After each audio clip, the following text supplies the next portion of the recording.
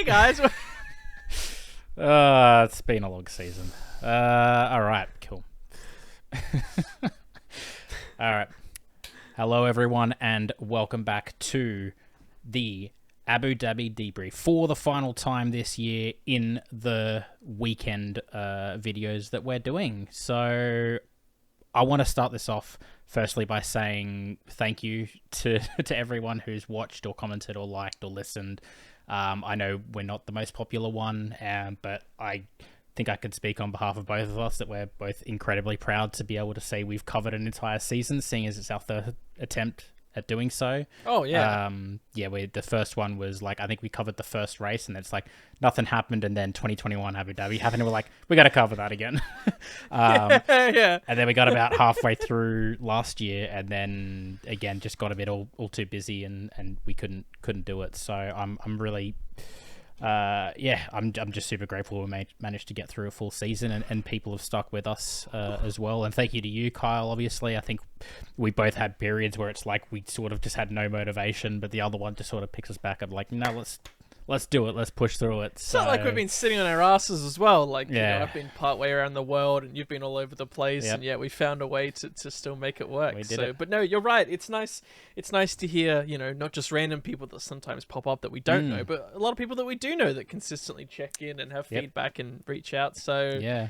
it's really cool. So Yeah. it's I'm glad that we're here. But I'm still also excited to debrief, you know, a race that it's interesting, a race that I thought was pretty good, but you think was pretty mid. So Yeah. it feels like normally we're on the same wavelength with races. This almost feels like the first race where maybe we're a little bit different in our opinion on it. But maybe we're just so at the end of the year, so we're delirious, and who knows? Maybe. Yeah. I don't remember what happened. I don't know. Yeah, it does feel a bit like that. But yeah, you are right. Before we go on with that, I do just want to say, you would mention the two, or like the people that sort of watch that have been like consistent. There are two groups I kind of want to shout out. One's obviously the Crosso Dog server. I know they've been very, very supportive of us. Thank you, Sam in particular. I've known him for, oh God, like it's got to be 13 to 15 years now. So it's been a long time. Yeah. And your GT crew on Facebook, they still pop up from time to time saying, hey, that was a good vid. Yeah, so yeah. I think they're probably the two that maybe watch or listen the most. And I'm thankful that they're still around watching and listening. So, I but think even a special shout out to one of my closer mates who doesn't even follow F1, but sometimes for background noise he just chucks it on. Mr. Eater of Food, I think, is how he'd like to be known by. Oh, So, really? Nice. Often he, throws it on the background, and when we meet up, he'll throw some reference. I'm like, how the hell do you know that? And I go, you listen to the podcast. Oh, that's so cool. That makes me happy. But hey, if you're not any of those people, I'd love to know where you're listening or watching from. The analytics on YouTube and Spotify in particular, that they're real sketchy, so I don't really trust it a lot of the time. And the RSS analytics are like, it says we're getting more listeners than we are, and none of it really makes sense. So hey, there's some folks out there, but Yeah. we don't know if it's the same folks, we don't know if it's random folks. Yep, It's yeah. just folks. Yeah, so if you're watching on YouTube, please leave a comment. I would love to know where you're from, how long you've been listening. And on Spotify, we've got our questions up there. You can post it in there. And if you're somewhere else that doesn't have comments, just at Final Sector YT. Even though we don't really use it that much, we will see it. So I would love to know, because it does. I'm very curious about that sort of stuff. Yeah. But anyway, enough of the waffle on. Let's go to Abu Dhabi. Like you say, I thought it was sort of mid. I think it was good for an Abu Dhabi race. Like Abu Dhabi races in the past, you know, discounting the 2021 drama, they're not great. Let's be honest. The fact that they had to change the track to be like, we need better racing, kind of shows that. So, and I think for Abu Dhabi, it was quite good. I just think in the context of the rest of the season, it was just kind of meh. The only thing really keeping anyone interested was the fact that there were still some battles to play out, as we mentioned in the preview, for drivers and constructors, and those did play out until quite late, and then, you know, a couple of other stories we'll go into as well, but it sort of just fizzled out for the most part, and a lot of the things that were happening didn't really matter in my personal opinion. But seeing, I mean, you know what? I don't want to be the bummer. Seeing as you were excited and you were happy with it, where do you want to start? What did you like about the race? You're not being the bummer at all. Maybe it was just the fact that I'm jaded. I hate F1 now. I'm canceling the channel. Yeah. I guess although there was a lot happening, I guess it was mostly happening in the midfield even. But even then, there was even... Maybe it just was because there was a few of those little stories to play out that were exciting, and I think you still didn't really know the answer. It's not like there are answers straight away. Like, we had this battle for P2, which was interesting because, you know, from... this battle being between Mercedes and Ferrari, they each had one driver which seemed really on it, and one driver that didn't know where their head was. And it was almost like that second driver that could have determined it, and the first drivers, you know, kind of sorted themselves out in P2, P3. So you almost just, you know, rather than looking for, is he going to, you know, win the title with the P1 or the P2? It was like, is he going to win it with the P9 or the P10? It was like a weird way to flip it. And it made it really strange. And then with how penalties played out, that became a part of it. It was maybe just because it was different, you know, it was a different way to decide things. Even the charge from Yuki trying to get AlphaTauri up there and him doing something different, which looked like it had a chance to pay off. Maybe that's just what I found myself exciting about it. I think in a vacuum, if it was a normal race weekend without stakes, it'd be fine for this sort of track, but in the global sphere, sure, maybe it wasn't that good. But I think even with those few stakes, I don't know, I had a good time. I like that there was different strategies out there. I think that's why it was also good that we didn't just have a simple one-stop, Bob's your uncle, you know? So, yeah, it was not bad. Yeah. I mean, maybe it's a positive, not bad. Yeah. Glass half full, not bad, and you're more like, it could have been better. Glass half empty, not bad. Well, I was going to say the glass is exactly like... It's halfway. It's exactly halfway. Sure. There's no, like, I haven't filled it up. I haven't tipped it out. It's just halfway. It exists halfway. That's what this race was for You have no prior context as to I have what no the glass feelings was one doing. way or the other. It's that the dude from the guys from Futurama, the ones that I have no opinion one way or the other. I don't know if you know that. Yes. Not off the top of my head, but I'm getting the vibes. Yeah, it's... I don't know. Like, there's... like, even the ones with... the one you mentioned with AlphaTauri and Yuki, obviously a fantastic race going on the one stop and still having pace at the end. They were actually pretty close to overhauling Williams, as you mentioned to me in chat. If Yuki had held onto that P7 and Daniel, who was very close to P10, had got that P10, they would have been tied with Williams, and because of the P7, I believe would have gone ahead of Williams. So... Unless I'm misremembering, and Williams have got a 7th, but I don't think they have. It still was close, though, because we were all looking at Yuki because Ricciardo was kind of in the bottom half. But remember, he stopped fairly late, and I remember seeing that he was close to Sainz, who still had to box. And at that point, he was in like P12, and there was Stroll there, who seemed a little weak. And that's why I was even thinking, well, everyone's going on about this. Yuki gets P6, it's done, it's over. And he fell down to 7th, but that was considering that he's the only one scoring. So and that's I feel like the well, I was about to say that's why I didn't have, you know, it wasn't the interest and the excitement wasn't there for me, because I was looking at him like, you know, if Ricciardo was in the points, or if Yuki was a little further ahead and he could hold on to that P6 or P7, then it's like, okay, now there's still something to play for. But it ended, you know, you look at it and you're like, unless Ricciardo finds like severe pace to get into the points and snag a couple of points, it's basically over already. Like, it also wasn't really called attention to. So like, even I, like, almost when I asked it to you, I was almost questioning it, going, well, I saw that he was there, and theoretically that would have changed things. And you were like, oh yeah, it would have, but even in the broadcast they didn't really mention it. I guess just because they weren't. Well, they were paying attention to the Leclerc slowing down and letting Perez pass. Because that's when that was really popping off. So to be fair, yes. Or Fernando brake checking Hamilton. That was another one too. They were paying attention to that. Yes, we could go. That's an interesting one. There's a few little things to go into, but if that was funny, if you don't think that was funny, then you're wrong. It was funny.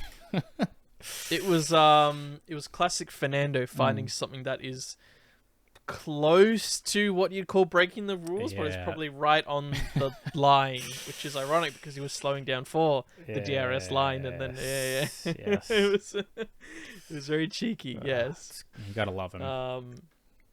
Yes, but I guess, look, I think Yuki was the only one that really made it look like he had that one stop to work. And as far as I can tell, a lot of drivers elected to start on the hard. Yes. And it seemed like that anyone that started the hard that then was going to try the one stop realized really quickly that it just wouldn't work. But if you started on the medium, you could actually eke out a really long first stint without that much wear on the medium, almost like you could box later than those on the hard. So that's why it seemed like for him it kind of worked out when so many other cars that either tried it and then just ditched it because they went, this is horrible, what are we doing here? Or they did go for it and then they just slipped down the order, you know? Actually, I'm looking at this. Apparently, almost all of them were on the mediums, and Stroll Sainz Bottas started on the hards. Is that so? So it was the other way round.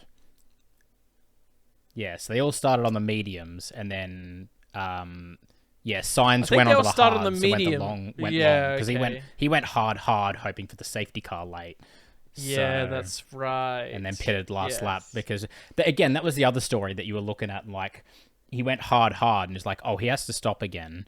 And when they came over the radio, it's like, yeah, we're banking on a safety car. And it's like, cool, okay, so Ferrari are not getting P2 now. Like, it doesn't matter what Charles does. But then we had the Perez penalty that's like, oh, maybe it could happen. But I think, I don't know, man. It's it just sort of like it just sort of fizzled. It's just Ferrari strategy at play again. I don't know, man. Well, it's Ferrari's strategy. It's the fact that Sainz. Yeah, there was that. He seemed to admit that even since, like, in Vegas and that, when he, even here, he had that incident in free practice, which was interesting because they didn't cover it up, but they didn't really mention it, that they actually smoothed out part of the first sector where basically Sainz bottomed out on and spun out from. Yeah. And same for one of the rookies, I can't remember which, almost lost it through that section. There was a few cars sparking. I think the Alfa Romeo in particular was very uneasy through there. Yeah. So it seems like the FIA and the track owners actually realized that, and they apparently made a cheeky little scrubbing of the floor without really advertising it, maybe because they didn't want to draw attention to seeing if it was their fault or anything, especially considering Vegas and that it was, of course, Sainz's car that got destroyed in that. Yeah, so maybe, good point. A little PR management there, who knows? But Sainz, he just didn't. Yeah, there just wasn't much there, and then they tried him on an alternate strategy. Maybe they were thinking that it was going to be hard to pass, but it turned out here that if you had a quick car, it actually seemed pretty easy to pass. Like, we had a sort of jumbled grid, but then most people kind of found their way through. Sure, the undercut was very powerful, but it kind of, worked out in the end. Again, Yuki was the one that really nailed an alternative, and I think they probably committed very early to just doing. They might have known to go, look, if we just do the same as everyone else, we know we're going to get past here, right? Yeah. So we do something different from the start. We know we're doing something different, while others might have tried to adapt on the fly and then realize it's not really working. Yeah, when you have to start, when you have to like respond to an undercut from someone ahead of you, then it throws off your own strategy and maybe their it's a fair point. Well, they just went, we're not going to do it, and then it actually meant that what was nice on, which I even forgot, when Franz Tost last weekend running the team, it meant that Yuki got to actually lead a few laps, and that was nice. Kind of cool. Yeah. So it was good to see, and it's still annoying because it's like this race from Yuki was great. If he just had have cashed in the points from Brazil or from Mexico, then this would have been, the final race. He gets it on like a P7, P8 or whatever, because that's enough, and then that's what seals it. Yeah. Beautiful. We all go, Yuki, wow, what a turnaround. And although I think we can still say, again, we're going a bit season review. Yeah. We can still say this is still good. It's like, God, if he had have just done all these races like this, we actually would have been tooting his horn massively. Yeah. So, but it's, if you end strong, then okay, fair enough. We'll see what happens, right? But, I guess kind of first weekend we saw him versus Ricciardo, and I guess he came out a little bit on top, but still, I think all to play for between those two. I think we got to wait another year to actually see that. I feel like they're... it's so hard to say. Again, I think they're on different strategies. Ricciardo was on that two-stop. Obviously starting back as well. I think I feel like in terms of pace, they were probably pretty similar. Like, where did Ricciardo end up starting? Because I think he got knocked out Q2. I know Hamilton started 11th. I think Ricciardo was like way down in sort of maybe even P15 or something. I think he was way something down. Like that. And he came back to nearly score points. So like his pace still during the race is very, very good. So I think it'll be yeah, it will be interesting to see. You know, we don't see it. I really want to see it, but you know, we see it all the time for particularly Mercedes. I feel like those drivers are always together on the track at the same time, and then you can clearly see that Hamilton's faster, like he's just faster in the race. Yeah, you just haven't seen it with Tsunoda and Ricciardo, which is never on the same part of racetrack at the same time. They haven't had that on the same Japan strategy moment that Yuki and Lawson had, where they actually just got to duke it out. Yeah, but we will in good time. But yeah, I mean that was one of the stories. As we say, I think in general, talking about Hamilton, it's funny how he goes from one weekend where he gets a podium and he's just like, the car's not that bad, and then he's back here going, this is the worst thing I've ever driven, get rid of it, blah, blah, blah. I understand, man. Yeah, and Russell, like, still, I think did he qualify P3, didn't he? Like, he started qualified up there and he finished up there, and it's like, well, where have you been the last few races in P8 with this? Where... Yeah, exactly. And but like, how does Hamilton get knocked out in Q2 when Russell sticks it on? Like, I realized Russell was good in qualifying, but like, there's such a huge disparity. And that's actually something they mentioned during qualifying, is the disparity between teammates. And I don't know if maybe it's just one of those tracks where it just suits, or if you get their setup even slightly different to your teammate, it's like you're losing like half a second a lap. It's like, I don't know, man. I mean, to be fair, Hamilton in the race he got that damage after rear-ending. Was it Gasly? I think it was Gasly who locked up into that chicane. And still had pace even with the bent. Even with the bent. The wonky the end plate. End plate, and we still managed to fight all the way through to take P. Well, he almost got Yuki, but then he kind of lost it. So one last hurrah for Yuki to quote unquote fend him off, which was good. It kind of, I guess we kind of saw it the past few years, but that new reprofiled second straight, the back straight, where they go down the long straight and then they go through the twisty bit onto that second straight, and it goes into that curved left bend. It's kind of actually turned into that perfect corner where if you've got a good run, you can get alongside someone, but you still have to fight for the move through there. And although the inside is better, you could then, if you're getting overtaken, we saw it a lot where someone moved to the inside and you thought the guy on the outside just has the momentum. But then it's like that inside had the grip, and then you could kind of carry it out and defend on it. So sometimes it wasn't just I'm passing you one and done. There was actually a bit of a chance for someone to come back there. You saw it actually a lot. If anyone watched the F2 races, you saw it a lot in those races. Did it happen a lot there too? Yes, it was very prevalent there as well, where it's covering that inside line was like, that's the way to go. That's the best way to hold that position is cover the inside. And watch them try and go the outside or try and cut back, because most of the time they can't do it. So, it was interesting to see. I think that section is a good little section for battling. I think that's one of the... Compared to what it was before, that section before exactly, was where it's just into that weird chicane and it was just dive and then you couldn't really defend. And it's awful. It was just the worst. So...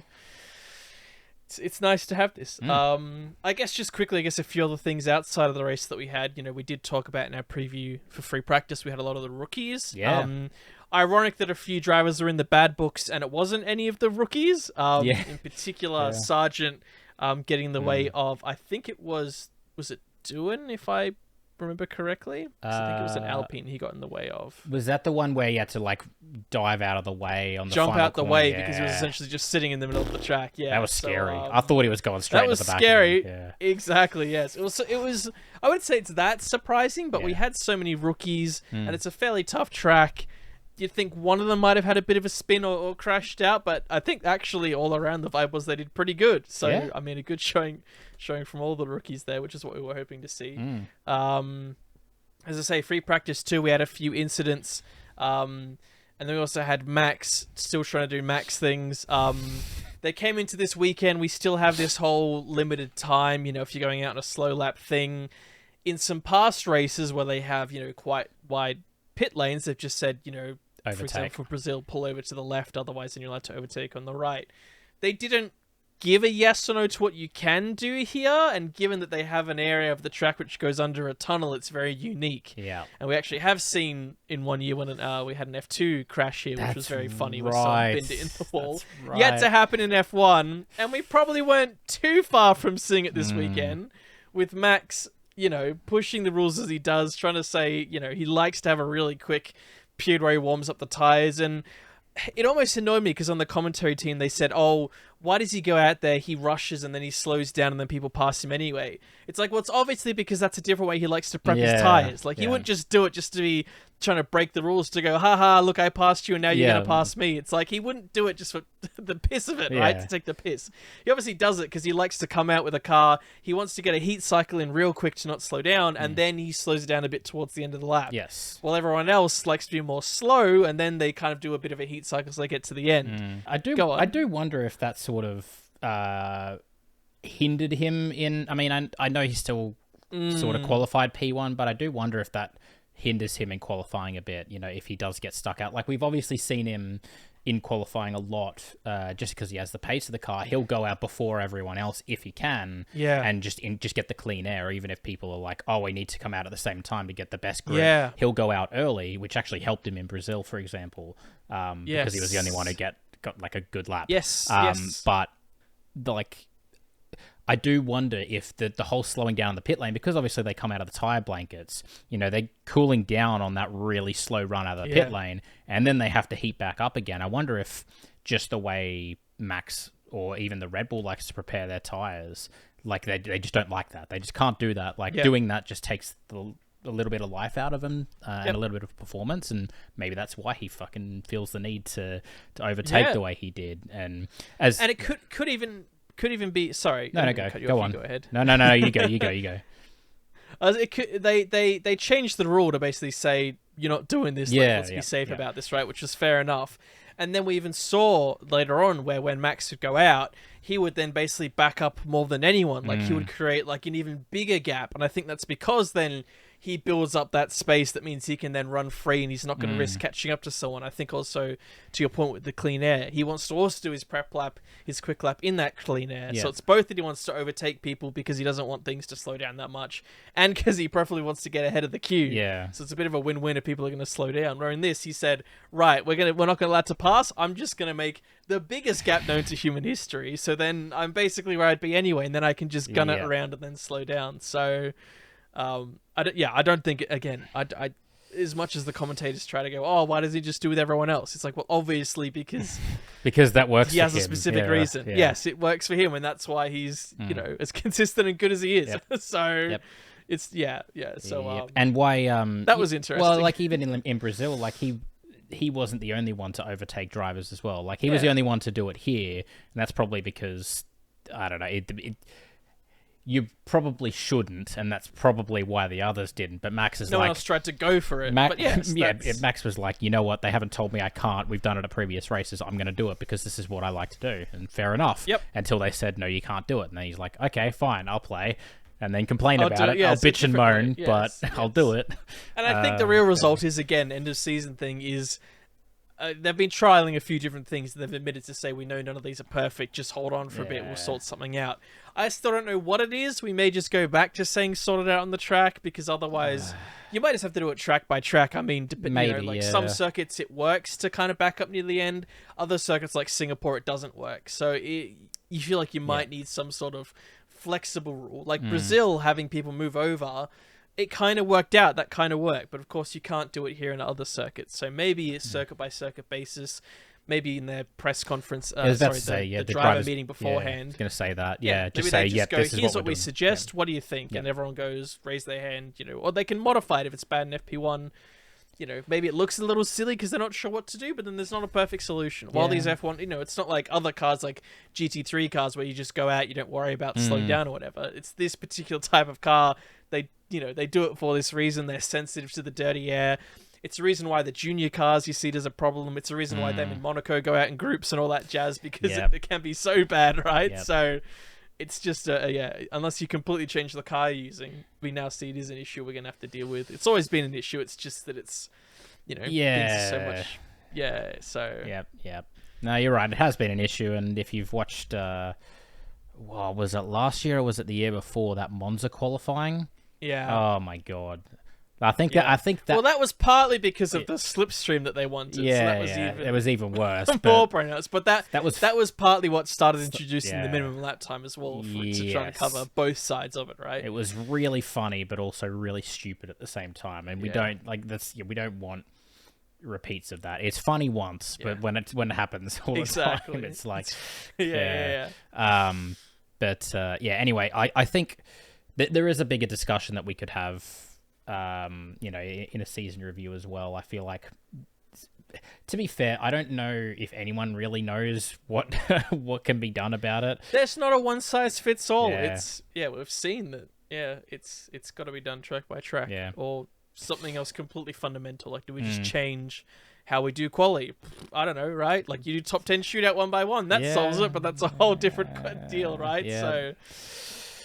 Yeah, whatever. We'll leave that. That's rabbit hole stuff. Yeah, I just have like thought upon thought, like, it could lead to. I know. We can leave it all. I guess if we want to talk about something else that, at least the thing that I talked about was Perez. I want to talk about that penalty he got with Norris, because there was some divisiveness in like the commentary as well, where Martin's like, he didn't think it was a penalty, and Anthony was like, yeah, it's fair enough, it's a penalty.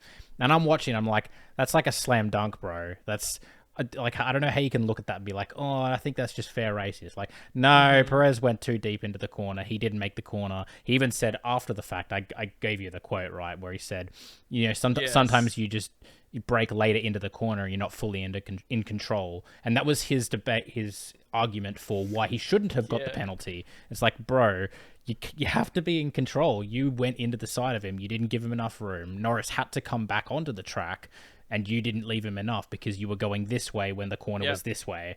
I was like, I don't understand how anyone could fight that. Like, look at that and be like, actually, no, I don't think that should have been a penalty. I don't. Well, hey, look, boy. This is the week for debates, apparently. Boy. I don't. That's fair enough. I think the only counter argument is he didn't actually make the place. He went for something. It was a bit argy-bargy, but Norris went off and stayed ahead. He didn't make a place. If he had bumped him and got ahead, I would have much less of an issue with it. He didn't get ahead. He bumped him, and then Norris kept the place. And then it's not like Norris then had to pick because he had substantial damage. So I still think the blame is on him. I think there's an argument, though, to say it kind of sorted itself out, Like, if Perez had have overtaken off the track and then let him through, you wouldn't go, well, give him a penalty, right? Yes, there was contact with this, but he still, made a bad pass, but he didn't actually make the pass at the end of the day. He then had to then do it again later on. And that's where I think it's like... It's almost like, like a really, like a heavy warning to say, cut that out, what the hell was that? The penalty seems harsh because he didn't actually make the place, and that's where it's rare that we see where they tap, because normally the guy taps and then he gets through, and that's when you go, well, he bumped to pass, right? It's that classic bump to pass, that's a penalty. He bumped and didn't make the pass, and that's what I see a few pundits talking about, and I go, I kind of can see that angle too. Yeah. Right? Like, if it was such a massive thing that affected Norris later, he retired or whatever, sure, but as far as I can tell, it didn't, Yeah. I did. I mean, the part, like, the collision was enough where I saw, and I don't know if it was his or Norris's, there was, and again, it might not have been substantial, it might not even have been super noticeable. I did see there was something body that work. Came yes, off, yes, there was some body work that came off someone's car, and I think that, like,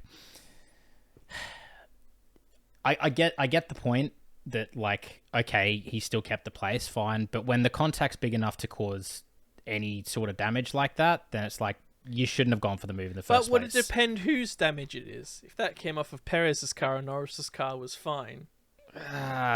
See, I'm not trying to abstain. Like this. I know. I'm not it. trying to. That's why it's tricky. I think that's why it's being debated. I'm not trying to abstain that it was a bad move. It wasn't. Fair. Like, he almost made it a good move. He just then went a little bit too wide, and there was that little bump. And thankfully they got through it. But yeah, as I say, if he had bumped him and then taken the place, 100%, he has to give it back because it was a bump off the road to pass. But that's why I think maybe it's for a little bit of debate. It's tricky. It's a tricky one. It's almost like give him a 2.5 second penalty. that doesn't exist. Well, it's like what they have in Gran Turismo, where they can give you 2 or 3 second it's like a penalty. 1 second slowdown. Yeah, slow. Imagine if they had slowdown penalties where they could cut your engine for a second. Oh my god! Imagine the chaos that'd cause. No. Dear. Yeah, we've got to invent ghosting IRL for F1. But yeah, I mean, from there, obviously, Perez was on his charge to what he did. I think try and finish as high as he could. Yeah, get as high as he could, and he did make it P2 on track, albeit with some help from Charles, as we mentioned. He made a genuine P3 though. Yes. He did get past Russell. Yep. So and then, that was kind of his genuine position, and then. As you were getting into, Mr. Thinking on the fly, doing the strategy for his team. Yep. Yeah, because they can't, that's for sure. Exactly. Yeah, so he's sitting there he knows that obviously that penalty, Perez has to clear that 5 seconds to Russell to get that P3. And obviously, I don't know how Charles could think about all this while he's trying to drive all the time as well. Alonso's the same. Trying to fight for that, just having all these thoughts, all the permutations, oh no, actually I need him to be 5 seconds ahead, so if I let him through and try to give him 5 seconds, that means Russell then finishes fourth, which means then we finish.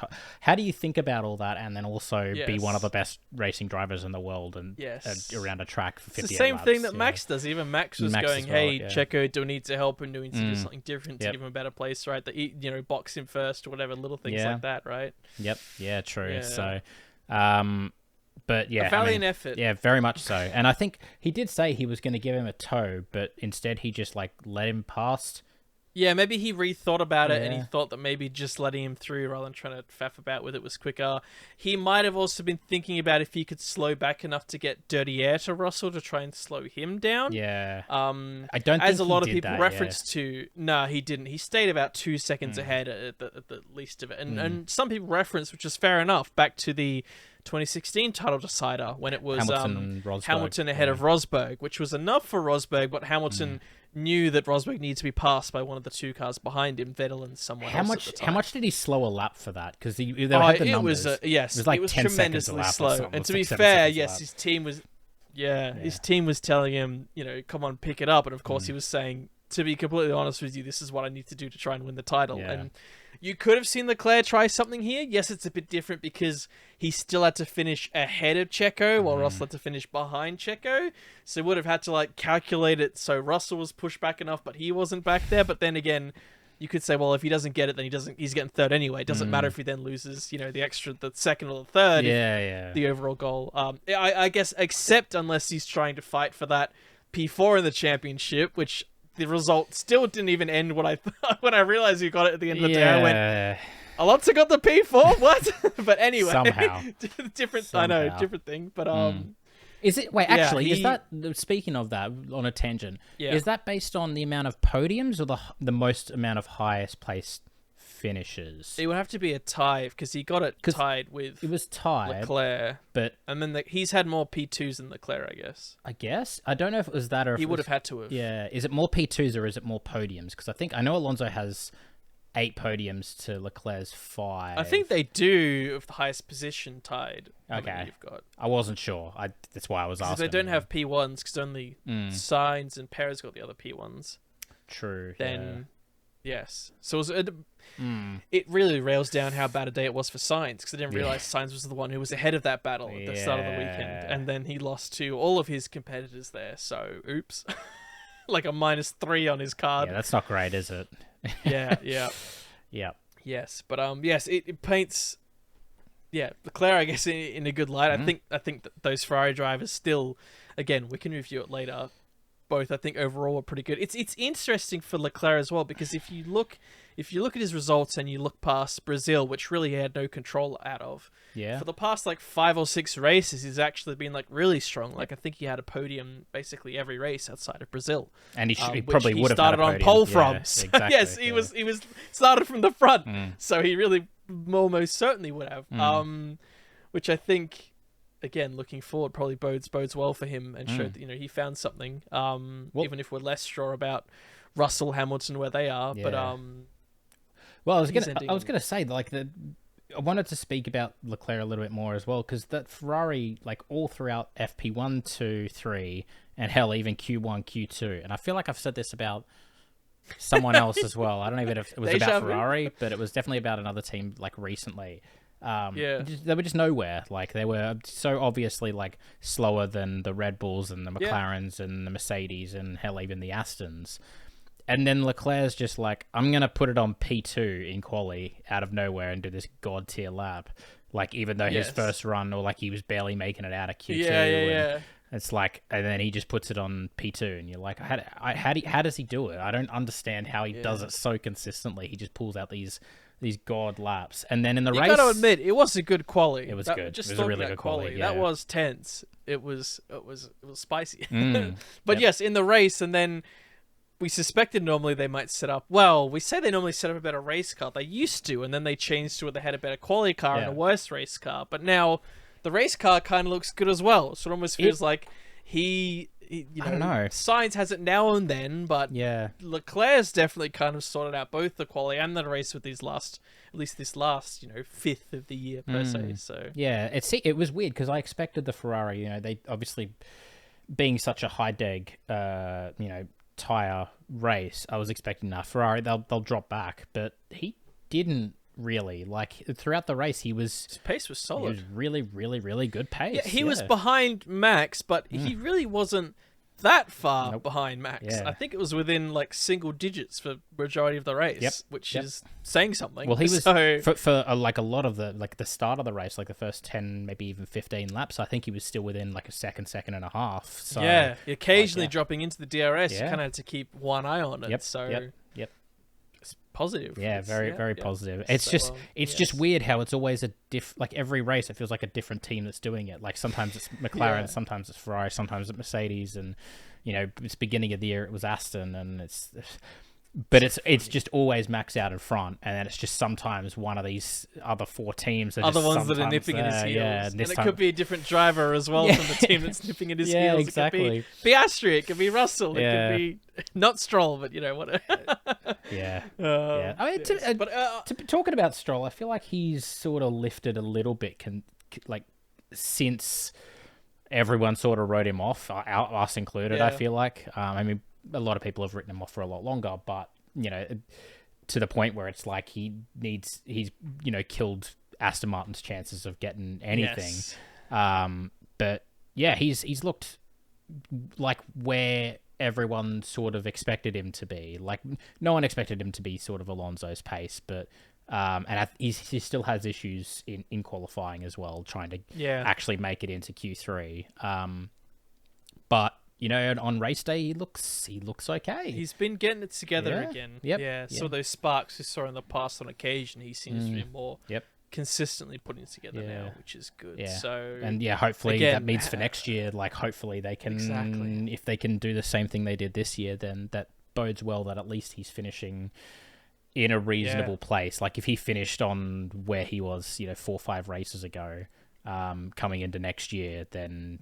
Man, who knows where he would be and where Aston would be. So, I think very, very positive for them. So, But they didn't manage to overhaul McLaren for their not quite 4th place in the constructors. It was interesting. I think another pole lap that Norris probably should have had. It was that close, he mucked up, and they are adding up.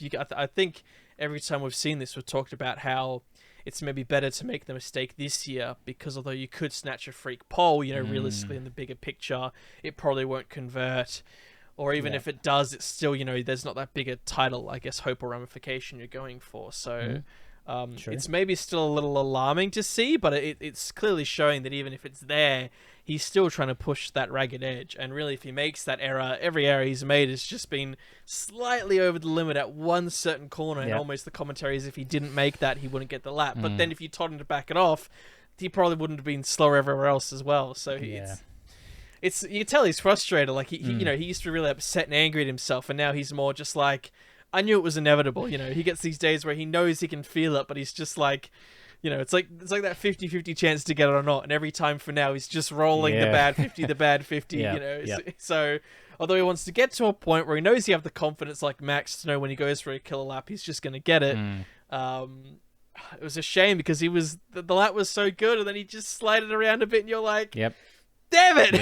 Yep. Just do it for once. Come on, you've been teasing us all year with this epic lap, and we still don't get it. Yeah. Come on, what are you doing, son? And I think, I don't know if Norris would be thinking this way as well, but the more annoying thing is that, I'd say more annoying, but like it's every single time as well. Like when he messes up a lap like that, Piastri's just like, "Oh, thank you very much. I'll take a place from you." He just does the safe yeah, lap, yeah. and then that's what actually gets it. Yep. So he was like what 0.3 off, off Max. So, wait, did he qualify P3 or P4? What did he qualify? He qualified fairly well. It was pretty close up there.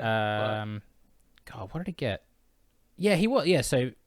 Piastri was P3, and then Russell started P5. Russell P4, Norris P5. Yeah. Piastri got that P3. You know, and I don't know if that's more frustrating to Norris when he sees his teammate, like when he messes up, it's like his teammate's just like, "Oh, thank you, I'll take it." But I mean, it's another instance of, I don't think we can put this really talk down Piastri because he had a fantastic season, but. It's similar to sort of the Hamilton Russell thing where it's like Norris he's just faster in the race. Like Piastri's not slow, but it was obvious that Norris is faster. And Piastri's done fine in terms of you talk about that 1-2 driver. They're probably pretty well suited in that even when Norris makes a mistake like in qualifying, Piastri will pick up the pieces. Although he could have done the safe lap and probably been a little ahead of Piastri, he doesn't. He's going to go balls to the walls, right? Yeah.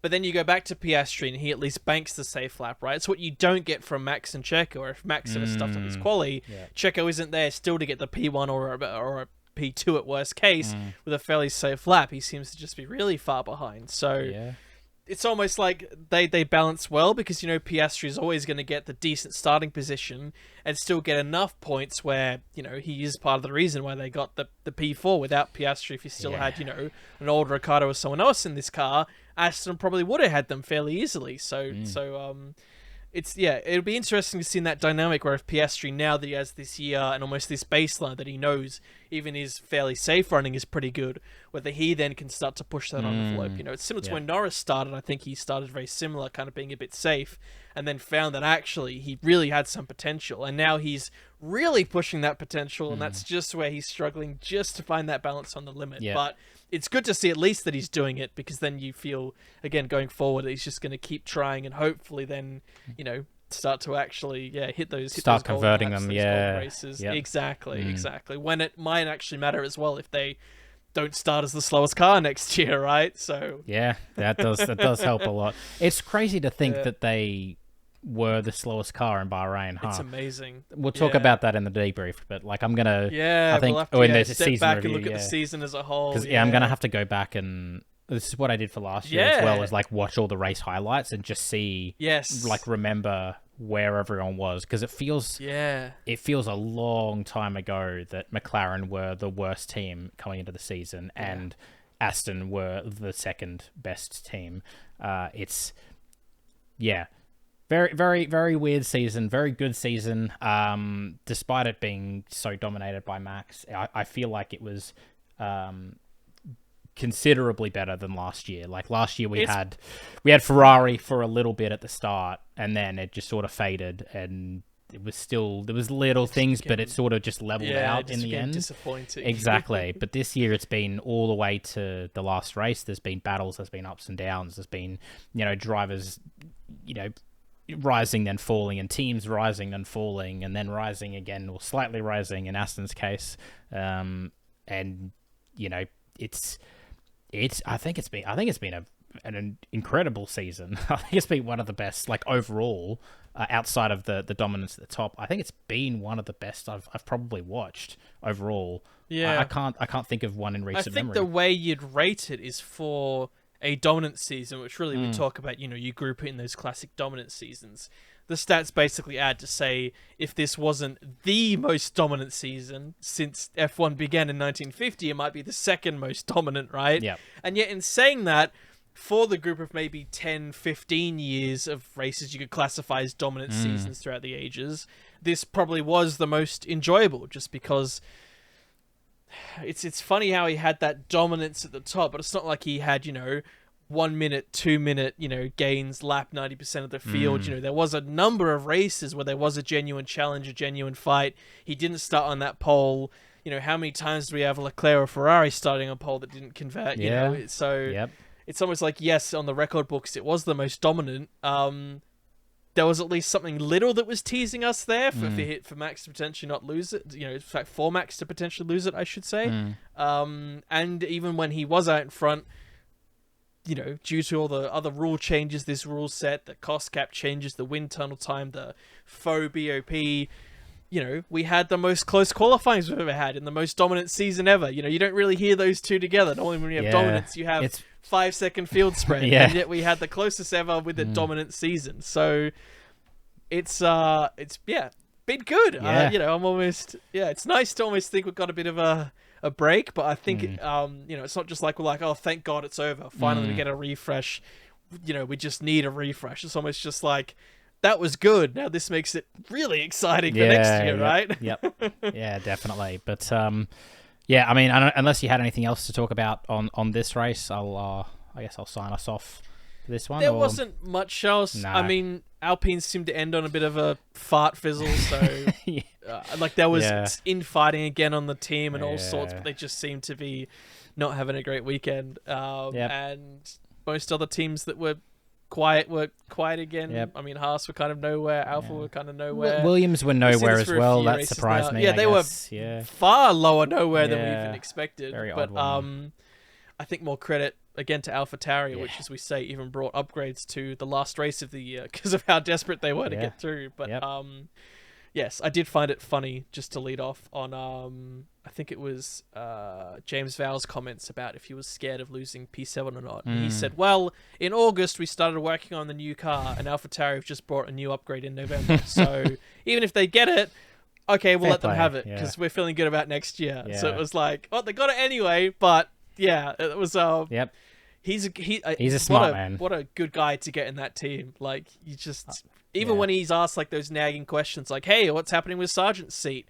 He's just calculated. He's just got the perfect answer for everything, and you can tell that's how he also manages his team. Oh, yeah. So I've said it to you. I love listening to that man. I could listen to him all day. The way he talks about just the sport and things that are asked of him and how he describes things. It's like, I could listen to you all day, man. I love that man. And I wish fantastic things for Williams. And by the sounds of it, they're not too worried. So I would not be surprised to see them well into the midfield for next year. But we'll talk about that in the off season anyway. We will. So plenty to look forward to. Definitely, yeah. We've if you've made it this far, consider. Thank you. Thank you first of all, definitely. Consider subscribing. Like I said, we've got a lot of off-season content to come. Our season review, where I don't know how many videos we're going to do or how many recordings we're going to do. We're going to go team by team for our season review, but there's also sort of a few topics that I want to talk about that don't really come under that, so we might do like a short third video just to cover those. But if there's anything that's happened throughout the season that you want us to talk about, any questions you have, leave them in the comments or on Spotify. Like I said, we'll leave it in the answer thing to our question. I don't even know what they call that. The interact, there's something. It's called something. Put it in there or at our Twitter. What is this on Spotify? You can put a question on Spotify episodes now. So leave it there. But so I mean, outside of that, obviously we've got to do our reviewing our predictions as well, which I'm sure we got very, very right. As in our like early preseason predictions, definitely did all those right. Nailed it. And then obviously predicting for next year as well, which is always a lot of fun. But we'll lead us off with our predictions, our week, like our race predictions. Oh, yes. Because we're obviously not doing another preview. We're predicting something? No. We're predicting who won our predictions challenge. It was me. Thanks. Goodbye. We did it. Yes, so, exactly. Yes. Yeah, this is our weekly... Our every race we do a prediction for the top three plus a random prediction, and if it's a sprint race we predict Sprint P2 most of the time, except when we forgot, because we would always pick Max P1. So, yeah, so that added up to some amount of points, and you have the final tally, which is... I do. So you may have partially spoiled it, but we did go into this weekend with a 2-point deficit, which, considering that we've had a minimum of 4, sometimes 5, sometimes more points available per weekend. Yes. The fact there was only 2 points in it is pretty amazing, I think. Pretty great. Especially considering we normally try to go different to each other as well, rather than just answer the same thing. Yes. So there was a 2-point deficit. We did have P11 for the mystery guess, which was a pretty tricky one to get. I don't even know who I picked. I don't remember. Well, you'll have to just okay. just find out. Just come on, let the man do his thing. Sorry, I'm sorry. All day. I'll let you cook. I'm sorry. But in the traditional style, irking back to Max Verstappen, even in 2014 in the Florida Winter Series, which is one of the most niche series that I learnt today that Max participated in. I don't even know what that is. Even back then, as a young lad, he was dominant, and even you, as a still young, dashing lad. Oh, thank you. I say continue your dominance, but I think this last half of the year you have been kind of dominating the predictions, and I think you've ended it out with the W. If I have gotten the math correct, which we all know is a 50-50 chance. You have to actually calculate it this time. I can't fix it because I'm not editing. No, I don't. So. I believe I scored a fat 0. Oh, that's right. You any of the 3 Perez drivers P1, right. Yeah. Because I had Perez and Norris and Hamilton. Oh dear. And my P11 was Albon, who of course was nowhere near P11, sadly. Your P11 was actually I was going to say Gasly. It was Gasly or Ocon. It was one of the Alpine drivers, but they essentially got 12th and 13th. So you were actually close. Damn. It was Ricciardo who got it at the end of the day. Oh. So, damn. Because of course he was the one that nearly got the P10. Yeah, so of course. It was.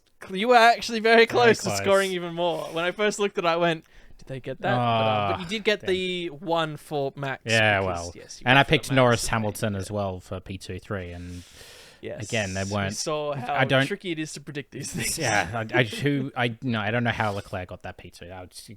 And then obviously it was Russell there for P3 instead of Hamilton. Who would have guessed that either? I don't know. Who knows? Yes. Who knows? Technically, it would have been a Perez for a P3 if you didn't stuff it up, but yeah. you know that still wouldn't have got me enough to get ahead. So yeah, well, well. So you get.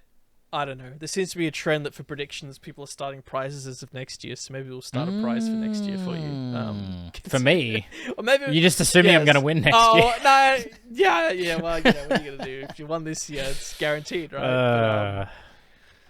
Yes. Anyway, that's how things ended with a 3-point swing in your way. I believe it will be 41.5 to you to my 38.5. So pretty good scores, but I say pretty good.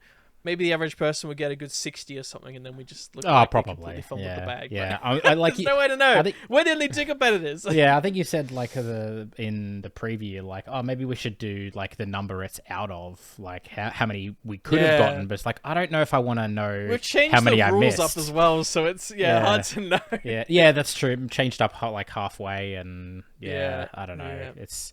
And then you added the one for where will Ricciardo finish on his return, and there's like some of those we added one though. We then left a question out and they said, "That's right, we didn't even do should the random max question be worth something extra?" Yep. No, that's good stuff. Good stuff. Yes, we're really good also at this. I know. Real quick before we make this longer than it needs to be. Yeah. It does remind me of the race podcast. For those that listened to it, ended up having a little competition towards the end of the year. With about, I think it was 5 races to go. They essentially picked the top, I think it must have been the top 18 drivers behind, I guess it was 19 drivers behind Max. Yeah, because Perez still could have... 18 behind Max. No. So what they were doing is they were basically doing a round-robin best of the rest, where they essentially picked all the drivers outside of Max, they paired them in 1v1s, and then whoever won that race between the 2 drivers would then proceed. So it's like a round-robin little tournament thing. It would have had to be an 18 to be an even number. Gotcha. Either that was 16, 12, 10, or some number like that. Gotcha, right? gotcha. So... it was quite funny how it played out, because if you think about a competition like that where they just pick names out of the hat and then they, move in like a, what do you call it, like a round robin style. Yeah, like a ladder style. The driver that actually won that competition was Pierre Gasly. Can you believe it or not? Huh.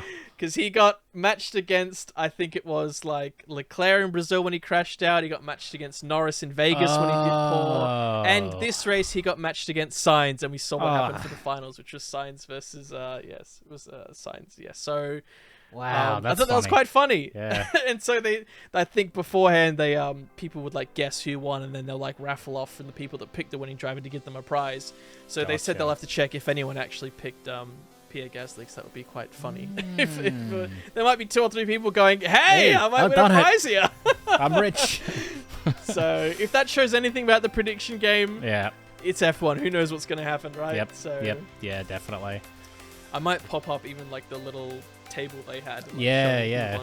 I could put it up. That's cool. It's quite funny. Yes. Oh, that's awesome.